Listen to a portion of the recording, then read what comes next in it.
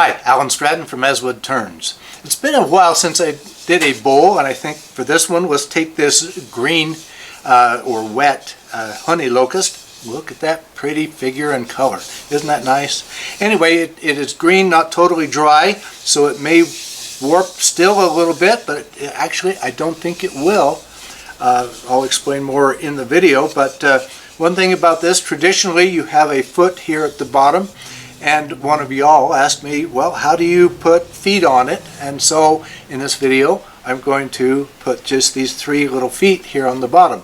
Not 4, not 5, not 6, 3. Why? Well, because then it can sit flat and not bounce on the table. So that's one part of this video. So let's turn this honey locust bowl now.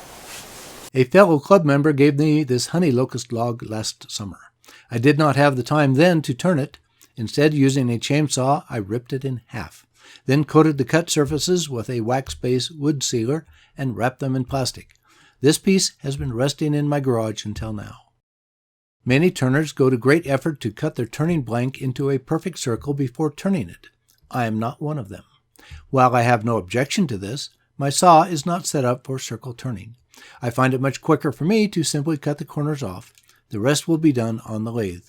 I do drill a hole through the bark to enable the live center to seat on solid wood. My preference for rough turning is a pin faceplate. I made this one some time ago with a wood threaded faceplate and some scrap plywood. Then I drove some drywall screws through the plywood, having about 1/8 of an inch protruding from the surface. The pin points keep the wood from shifting, while the live center keeps everything in place. Then, after mounting the wood to a lathe, and remembering to turn on the main power, I am off and running. This is large bowl gouge territory for me. Since I did not cut it round, I have more corners to take off now. I believe this still takes less time than setting up and cutting the slab round. One thing for sure is that I start cutting from the bottom. Why the bottom instead of the perimeter? An easy answer. From the bottom, I am cutting side grain, which is much easier to cut than the alternating end grain at the perimeter. Additionally, I can still reposition the wood if I find a section that I prefer. If already round, this is not an option. For speed, I start very slow and gradually increase the speed until my lathe starts bouncing. Then back off the speed until smooth. Sometimes there is another smooth area beyond this first bounce, but not this time. By the way, I have sandbags under the lathe as additional ballast. As the bark and sapwood is cut away, the beautiful color of the honey locust is revealed. After cutting the tenon, as I usually do, I decided this bowl will have carved feet instead of a solid round foot. So I cut another tenon larger and higher up on the bowl. My skew does a good job of shaping the dovetail tenon. Another absolute preference, that is the tenon.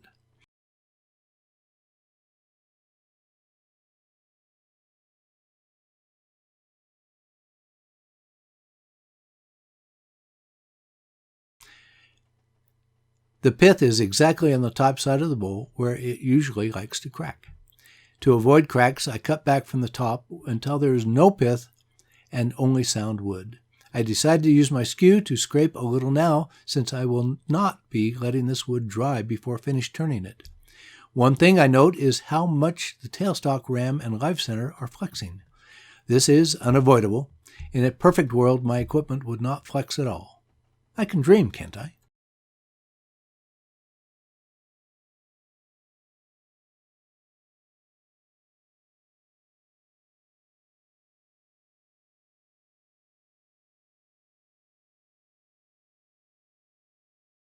With the exterior bottom looking good, it is time to reverse turn. I prefer these deep shark jaws. With them, I do not worry much about how much wood is below the tenon. After a couple of tries, it is running pretty good and I'm ready to go. First, I clean up the surface a little bit, but then, since there is a little wobble, I again scrape the exterior. Then, with the live center in place, I can take some very heavy cuts from inside to outside. This removes a lot of wood in a hurry, but I am risking a catch, so the live center is essential. Finally, I take out the center post with a parting tool. However, I usually use a gouge. Seeing that post disappear is quite gratifying.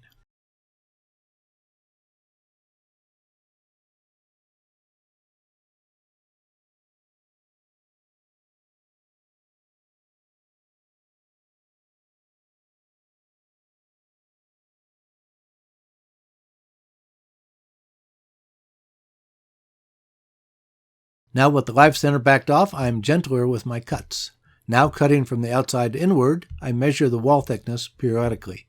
My target is 1/4 to 3/8, but since I will not be drying and remounting this bowl, the wall thickness is critical now rather than later. If I were remounting it, I would leave the walls about 1 inch, but not this time.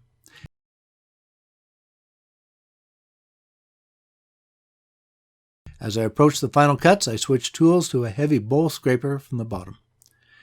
Then gently use a 1/2 inch round nose scraper tipped on edge for the upper side walls. This avoids a lot of chatter and tear out.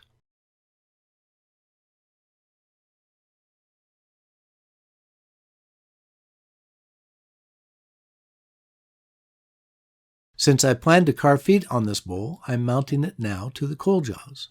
Although this is at a slow speed for these jaws, I remove the excess wood at the tenon with a bowl gouge, then switch to a spindle gouge to shape the bottom. My objective is to reduce the tenon to a pleasing round shape. Most critical is that the bowl curve seem to continue smoothly through the foot ring. This is tough, but will reduce the sanding requirement later when I carve the feet. Scrapers help to refine the surface. At this point, I loop some stretch wrap around the rim and place the bowl in a paper bag. The rim is most vulnerable to cracks if it dries too fast. I hope the plastic will retard the rim drying. Plastic paper bag should provide a microclimate that will allow drying, but at a slow pace. In 3 to 5 days, it should be dry enough to carve and sand. Not completely dry, but dry enough not to clog sandpaper and carving tools.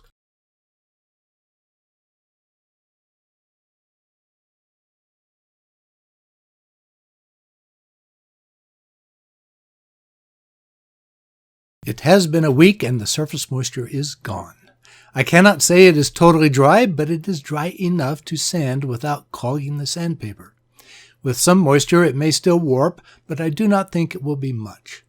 While the bowl is still on the coal jaws, I use the indexing holes on the back of the chuck to mark the bottom into thirds.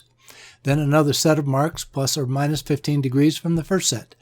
These marks define the limit of the bumps that will become the foot. Next, with the rotary tool, I remove the wood between the marks. I also blend the inner and outer portions into one smooth curve. If I was successful in gauging the inner and outer limits back when I was removing the excess wood at the foot, this should be relatively easy. And it was.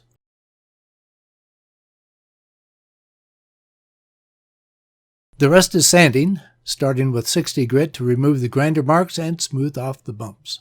Then work up through the grits until I am happy with the finish. Finally, walnut oil does a great job of brightening the wood and highlighting the grain. I like this oil because it penetrates some into the wood, it dries, it is food safe, and it can be renewed. Naturally, it is a matte finish. When I want it to shine more, I buff it, but not this time. It does not leave a glass finish that seems to float above the wood.